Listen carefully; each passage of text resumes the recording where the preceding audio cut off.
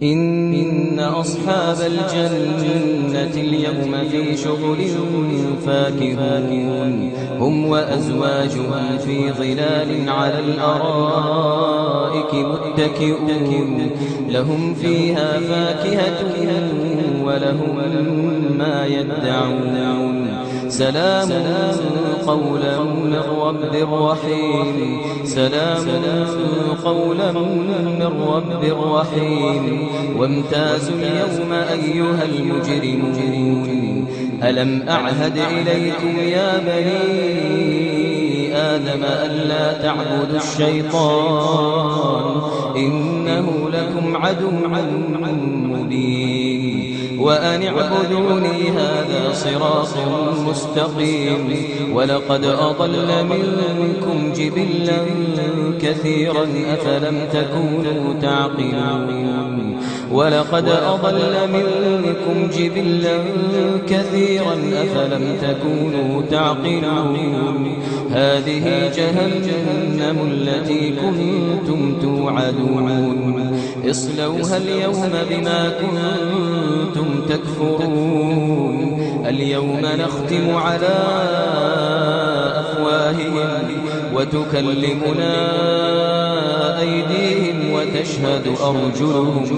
وتشهد أرجلهم بما كانوا يكسبون ولو نشاء لطمسنا على أعينهم فاستبقوا الصراط فأنى يبصرون ولو نشاء لمسخناهم على مكانتهم فما استطاعوا مضيا ولا يرجعون ومن نعمره ننكسه في الخلق أفلا يعقلون وما علمناه الشعر وما ينبغي له إن هو إلا ذكر وقرآن مبين إن هو إلا ذكر وقرآن مبين لينذر من كان حيا ويحق القول على الكافرين أولم يروا أنا خلقنا لهم مما عملت أيدينا أنعاما فهم لها مالكون وذللناها لهم فمنها ركوبهم ومنها يأكلون ولهم فيها منافع ومشارب أفلا يشكرون واتخذوا من دون الله آلهة لعلهم ينصرون لا يستطيعون نصرهم وهم لهم جند محضرون فلا يحزنك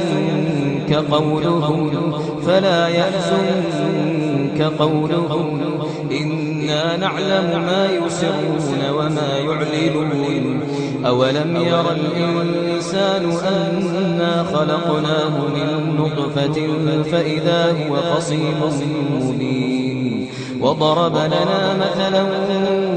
ونسي خلقه قال من يحيي العظام وهي رميم قل يحييها الذي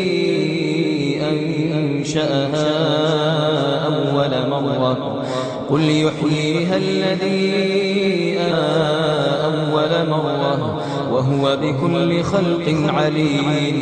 وهو بكل خلق عليم الذي جعل لكم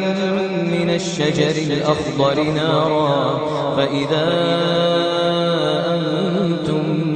منه توقدون أوليس الذي خلق السماوات والأرض بقادر على